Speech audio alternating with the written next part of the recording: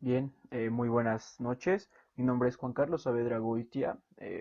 Ahora voy a realizar mi exposición para la materia de Economía Política y Derecho Económico sobre la vida y el aporte a la teoría económica de Platón.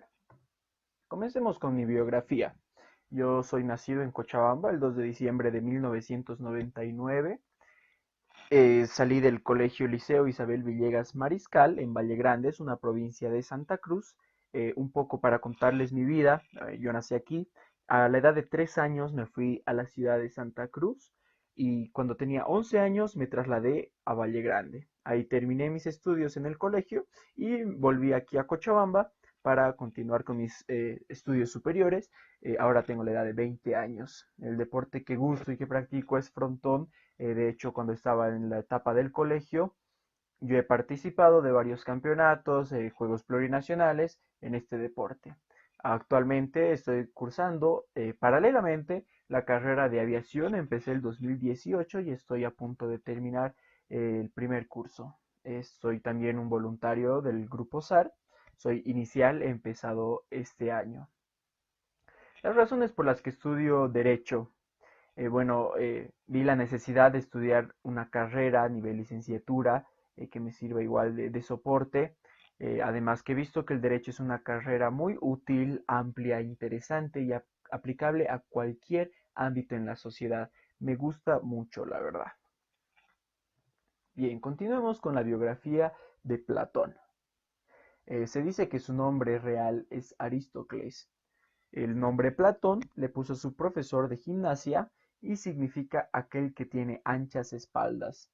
Él nace en Atenas el año 427 a.C. y fallece el año 347 a.C. con 80 años de edad. Platón es descendiente de aristócratas y nobles. Es hijo de Aristón, que se dice que es descendiente del último rey de Atenas. Su madre es Perictiona y tiene tres hermanos, dos varones y una mujer. Sus hermanos son Glaucón y Adimanto y su hermana es Potone. Y bueno, su padre fallece y su madre se casa con otro señor y tiene un hermanastro que se llama Antifón. Y los parientes de su padrastro forman parte de los 30 tiranos, que lo invitan de hecho a formar parte de la política en Atenas en esa época. Sin embargo, Platón se dio cuenta de que no estaban llevando a Atenas por el camino de la justicia. Platón fue un acérrimo antidemócrata y antisofista. Esto lo podemos ver en sus libros La República, Político y Leyes. Se dice también que ha participado en batallas como la del Peloponeso y la guerra de Corinto. Fue un discípulo de Sócrates desde el año 407. Él tenía la edad de 20 años cuando conoció a Sócrates. Antes ya se había interesado en la política. Sin embargo, cuando conoció a Sócrates, se sintió mucho más atraído hacia la filosofía. Continuó un poco más en la política, pero al final se volcó más hacia el lado de la filosofía, ¿no? También podemos decir de Platón que fundó la Academia en el año 387 a.C., después de un viaje que hizo a Sicilia.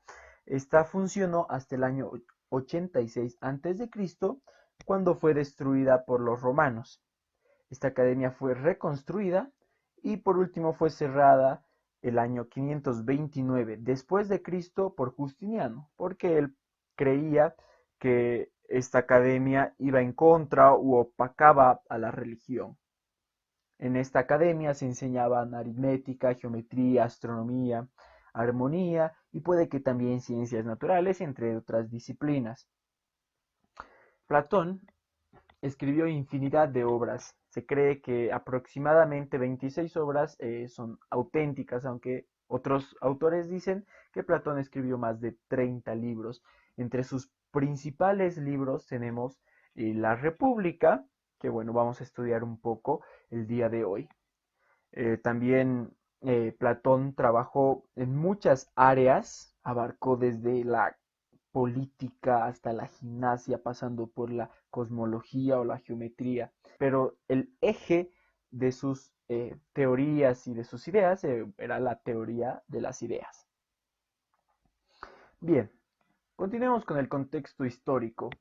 Vamos a empezar un poco con los antecedentes de la conquista persa en todo el Peloponeso. Los persas, con su visión expansionista, atacaban a estas ciudades-estado. Atacaron a Atenas, a Esparta, por ejemplo, y Atenas logró vencer varias batallas a los persas. Atenas ganó un prestigio enorme con esto. Se dice que tenía un poderío militar inmenso, se convirtió en una potencia, vendía material bélico, instrumentos de guerra a cambio de dinero. Entonces, por los ataques constantes de los persas, más de 200 ciudades-estado formaron la Liga de Delos, que era la unión de estas ciudades-estado para vengarse de los persas. Y con el prestigio que había logrado Atenas, este se convirtió en el líder de esta liga.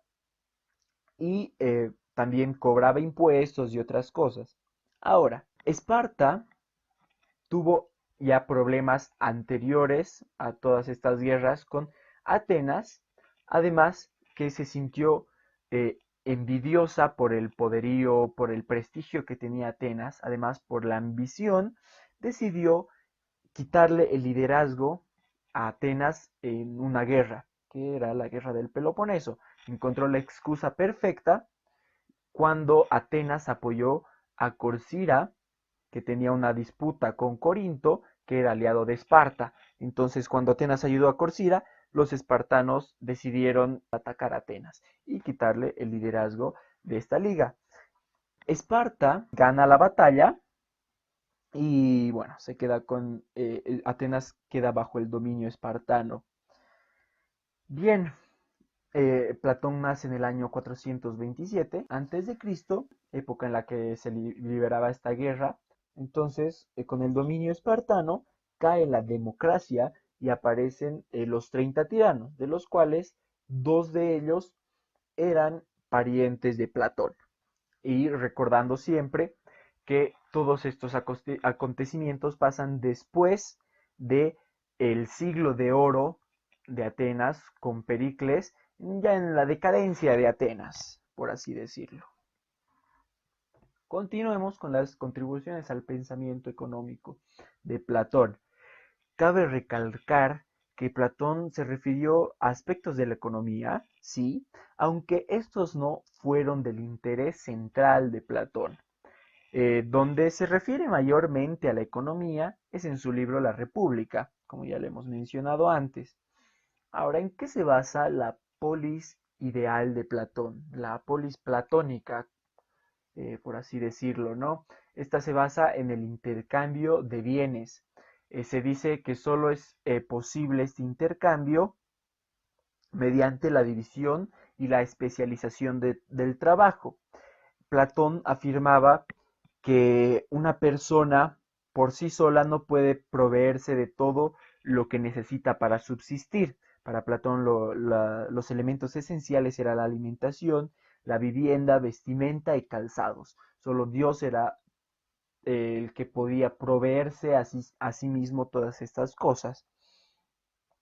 Entonces se necesitaba la división del trabajo y la especialización del trabajo para que cada uno trabaje en lo que es más hábil, así hay más productividad.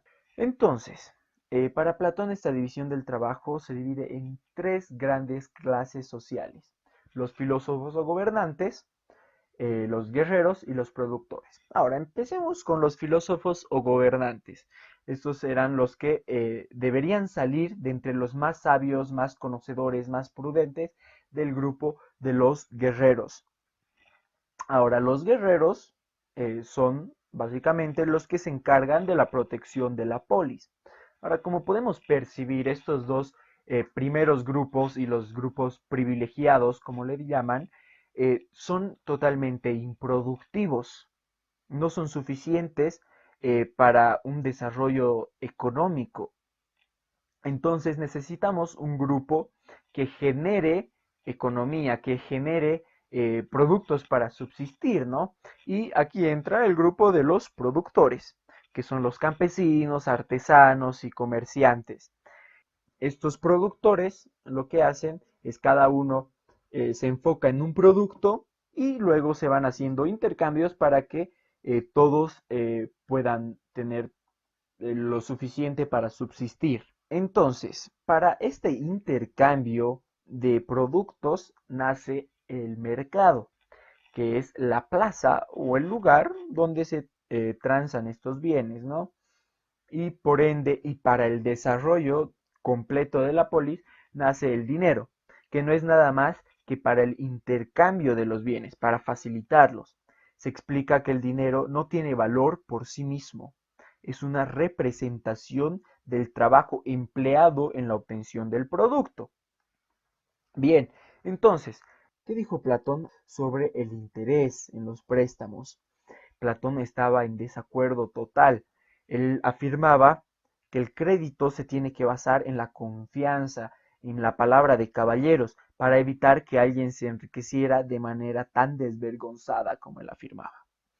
Entonces, en la distribución de los bienes, en este punto hemos visto que los dos primeros grupos no son capaces de generar productos, no son capaces de establecer una economía, no son capaces de generar. Entonces, lo que hace el Estado es recaba cuantos bienes precisa para su propio sostenimiento y también para el sostenimiento de sus clases privilegiadas.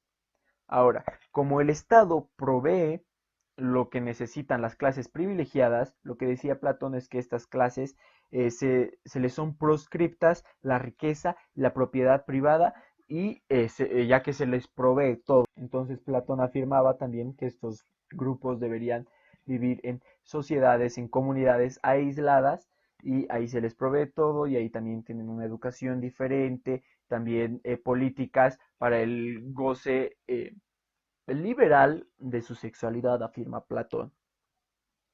Y la tercera clase, para poder suplir todas sus necesidades, lo que hace es distribuirse los bienes con la compra y venta. Vamos a otros aportes importantes que hizo Platón. Hemos visto que Platón realmente abarcó un montón de áreas del conocimiento. Platón estuvo inmerso en la filosofía política, en la ética, psicología, antropología filosófica, epistemología, gnoseología, metafísica, cosmología, filosofía del lenguaje, cosmogonía, filosofía de la educación y otras muchas más, ¿no? Entonces, sus teorías principales, como hemos dicho, es la teoría de las ideas, con el mito de la caverna, la dialéctica, la anámnesis, la división del alma, la crítica frente a las artes, la creación de la academia, que era para la formación intelectual, ¿no? Como ya lo hemos visto, se llamaba diversos temas para la formación intelectual completa de las personas que estaban inscritas en la academia, ¿no? Se enseñaba aritmética, geometría, astronomía, armonía y puede que también ciencias naturales, como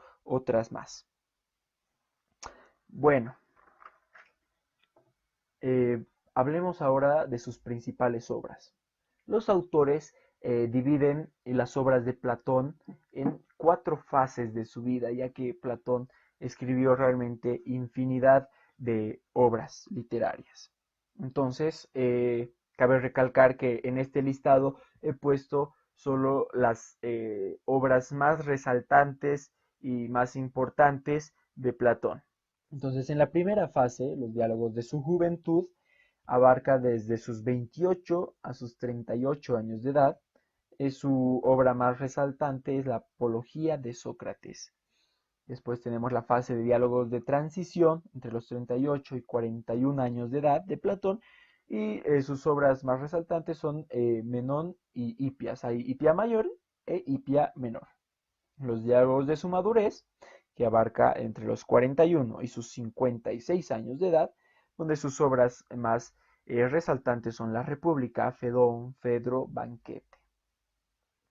La República es el libro en el que se encuentra su aporte al pensamiento económico con la distribución del trabajo. Y por último tenemos sus diálogos críticos y de vejez, que abarca entre sus 56 y 78 años de edad, y es donde se dice que sus afirmaciones, todo lo que decía era mucho más cauteloso y prudente en realizarlas. Ahí podemos resaltar las leyes y Timeo. Y bueno, para finalizar, un poco hacer mención de todo el material bibliográfico, todas las páginas que he utilizado para la obtención de la información para realizar ahora mi exposición. Bien, espero que les haya servido, espero que hayan podido aprender. Estoy dispuesto a responder preguntas, críticas constructivas que se me realice y bueno, solo decirles que se cuiden, bendiciones y hasta una próxima.